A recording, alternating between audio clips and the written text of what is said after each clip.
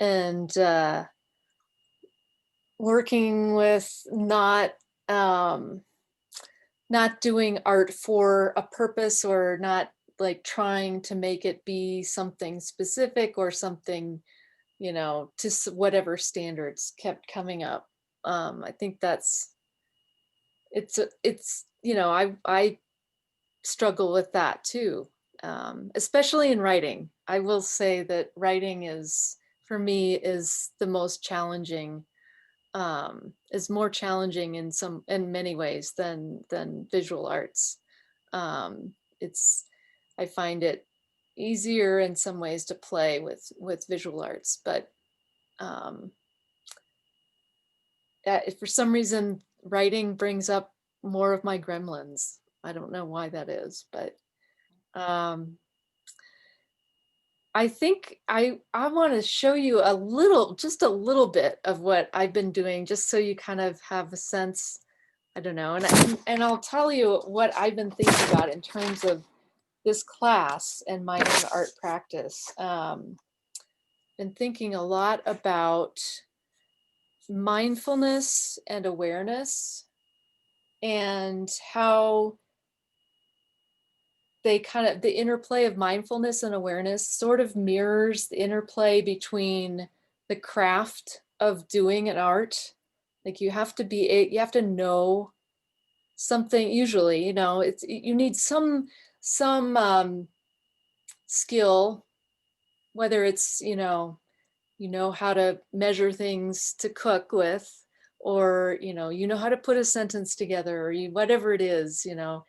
There is that aspect of practice, of discipline, of learning what it is that you're doing and how to do it.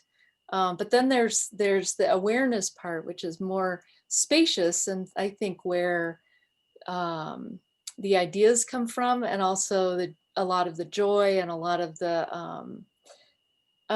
meaning.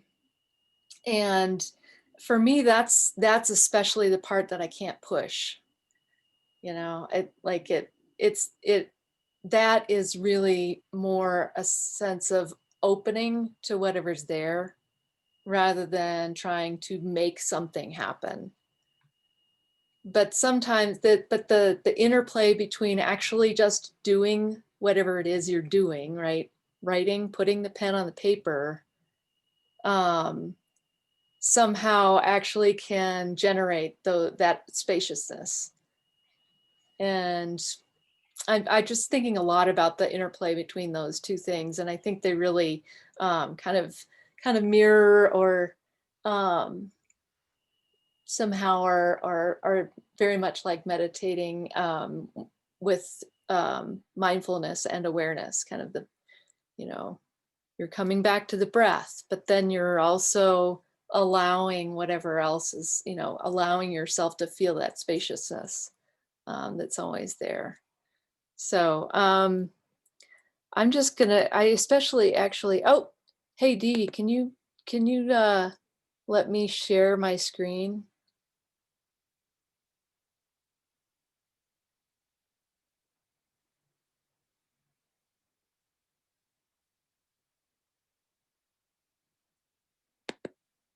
Yay, okay. All right. Can you guys see that? So, so I thought I would share what I'm playing with right now. I'll show you some art too, but my husband is calling me the mad scientist, because I love tactile stuff. So I love getting my hands on stuff. This is a pot of fabric that's being dyed with an avocado dye bath. So if you use avocado skins and pits and heat them up, they turn pink. Who knew? And so I'm dyeing some fabric with that. Let me see if I can figure out. Okay, whoops, that's art. Oh, I don't want to stop. Did I pause? Can you still see that? Okay. I'm actually going to go there. So, okay. What am I doing? All right. Of course, it didn't go in the order I wanted it to go into. So that's another die. That's actually marigold. It's kind of ugly, but I like it. We're still seeing the we're still seeing the image of the avocado juice. Oh, you are? Okay. Why is it paused? Resume share. I mean, we're seeing your share. It's just that it seems to be only on that one image. Okay, I'm gonna stop because it wasn't allowing me to go forward. Can you see that? Yes. It's a jar with some liquid in it. That's marigold dye, and that's the avocado dye. So I'm playing with this stuff. It's kind of crazy, but so I'm also really interested in how history comes into things and the ancestors, and so I do a lot of playing with historical stuff. So this is a piece that is commemorating the 19th Amendment, women's right to vote. Then I wish I knew what, oh, so these are other ancestors. These are bison that I stitched onto a poster. Mm. So, and the show that I did was called Interrupting the Narrative. I threw this in because really I had to get to the language of interrupting to the narrative to know what the whole show was going to be about and how it kind of come together. So once I got that, I could really work with putting it all together. And I don't know where that came from. You know, people always ask, well, where did you come up with that idea? And I don't know. I think they just appear. So like these are my prayer wheels. They're actually paint cans, but they're prayer wheels to that people can put their own prayers in and send the prayers off into the universe. And this is a piece that is my back. It's photos of my backyard over time.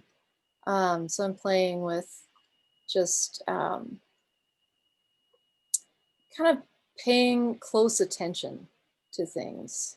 And so paying close attention to just the progression of the year in my yard from the same vantage point.